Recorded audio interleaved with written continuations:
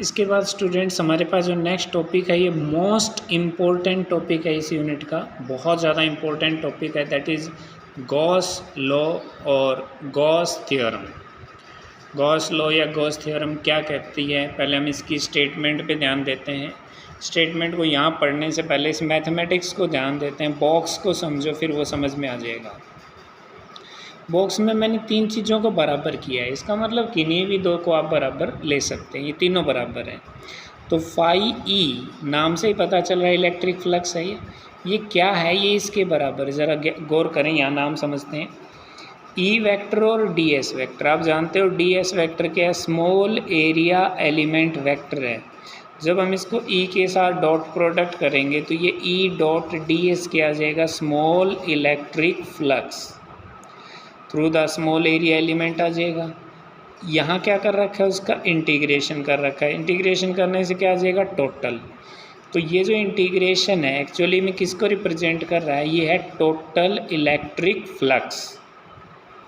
और इंटीग्रेशन कहाँ पे किया गया है इसका, ओवर द सरफेस एस, तो एस सरफेस पे है। एक दूसरी बात आप और इसमें जो नई देख रहे हैं वो ये देख रहे हैं कि इंटीग्रेशन के निशान पे सर्कल लगा हुआ है ऐसे।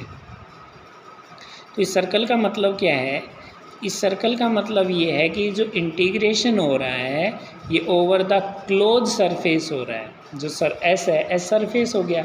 अब मैंने बताया था सरफेस दो तरह के हो सकते हैं, ओपन सरफेस और क्लोज सरफेस। ओपन सरफेस वो होते हैं जो किसी वॉल्यूम को, जगह को नहीं घेरते, जैसे सर्कल है, स्क्वायर है, रेक्टेंगल है। और दूसरे होते हैं क्लोज सरफेस, वो सरफेस जो किसी जगह को घेरते हैं, जैसे मान लो किसी स्फेयर का सतह हो गई, सरफेस हो गया, सिलेंडर की सरफेस हो गया, क्यूब का सरफेस हो गया, वो होते हैं क्लोज सरफेस। तो यहाँ ये सर्कल जो है इसका मतलब सिर्फ इतना है कि जो इंटीग्रेशन हमने किया है ये over the close surface S किया है। तो इसको जो अभी लिखा है इसको पूरे को क्या पढ़ेंगे हम लोग, इसको हम पढ़ेंगे total electric flux through the closed surface S, total electric flux through the closed surface S. और इसी को फाई ई कह दिया हमने।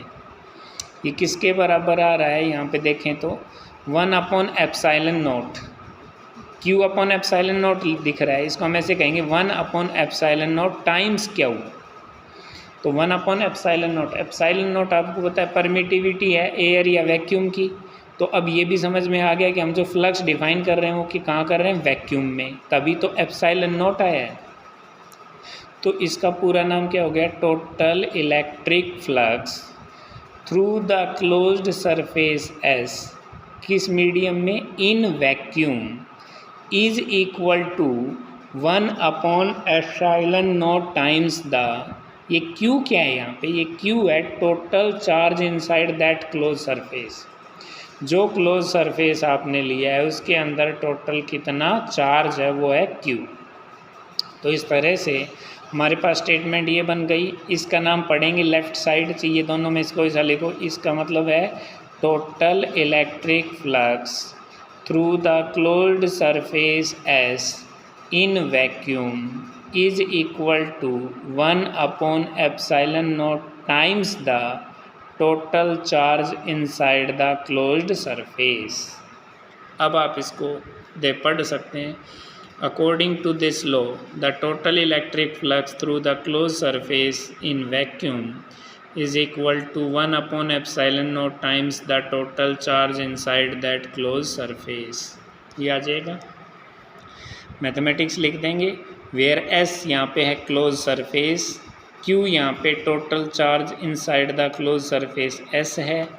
और आपने एक बात नोट की यहाँ पे, ये इस लॉ का हिस्सा नहीं है, ये अलग से पॉइंट बता रहा हूँ, स्टार लगा दिया मतलब वो इस आर्टिकल में मेंशन करने की ज़रूरत नहीं है, अलग से ले सकते हो आप इसको, कि दोनों तरफ क्लोज सरफेस का जिक्र हुआ। लेफ़्ट साइड में तो जो इंटीग्रेशन हो रहा है वो हो रहा है ओवर द क्लोज सरफेस, और राइट हैंड साइड में जो चार्ज है वो है total charge inside the close surface.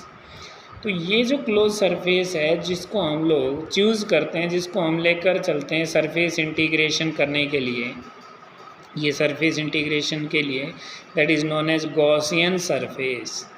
The close surface which is chosen to calculate the surface integral is called Gaussian surface। तो स्टूडेंट्स इसका प्रूफ या verification करना होगा नेक्स्ट हमें, वो कल करेंगे। आज के लिए इतना ही। आप इसे वीडियो से अच्छे से समझेंगे, नोटबुक में लिखेंगे और प्रैक्टिस करेंगे। Have a nice day.